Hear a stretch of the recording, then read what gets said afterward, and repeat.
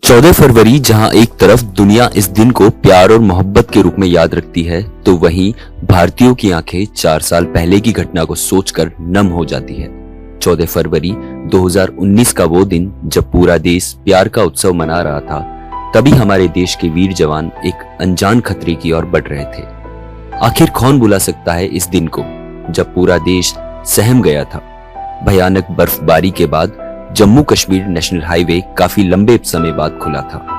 दोपहर के करीब 3:30 बजे जब जम्मू कश्मीर राजमार्ग से करीब 2500 जवानों को लेकर 78 बसों में सीआरपीएफ का काफिला गुजर रहा था, तभी दूसरी ओर से आ रही विस्फोटक से भरी कार ने सीआरपीएफ के काफिले में बस में टक्कर मार दी और काफिले में शामिल जवानों की एक बस में विस्फोट हो गया।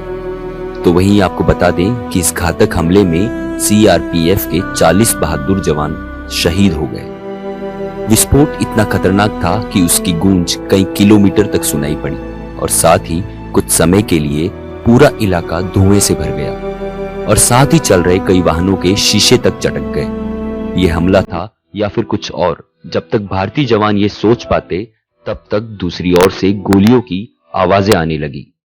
जवान अपने घायल साथी जवानों की मदद करने के लिए गाड़ियों से बाहर निकले, तभी आतंकवादियों ने दूसरी तरफ से गोलियों की बौछार शुरू कर दी। भारतीय जवानों ने तुरंत पोजीशन संभालते हुए जवाबी फायरिंग शुरू कर दी।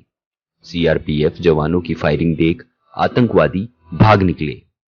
घटना के कुछ देर बाद धुआं छटा तो उस मंजर को देखकर पूरा देश सहम गया। चारों तरफ सड़कें खून से सनी हुई थी। जवानों के शरीर बिखरे पड़े थे।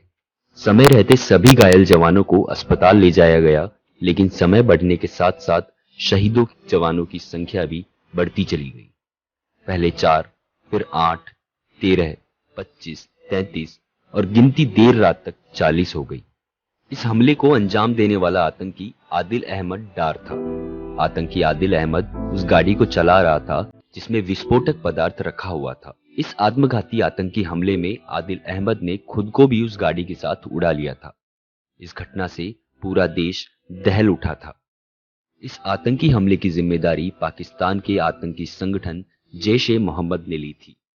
इस घटना के बाद मानो पूरा देश में विद्रोह की आग लग गई। सबकी जुबान पर बस बदले की ही बात आ रही थी। भारतीय जनता मीडिया और सोशल मीडिया के माध्यम से सरकार पर दबाव बनाया जा रहा था। आतंकी हमले के ठीक 12 दिन बाद भारतीय सेना ने आतंकवादियों पर हमला किया। 26 फरवरी को भारतीय वायुसेना ने पाकिस्तान स्थित बालाकोट में आतंकी संगठन पर इतनी बमबारी की कि उनके आतंकी ठिकाने को पूरी तरह राख में बदल दिया।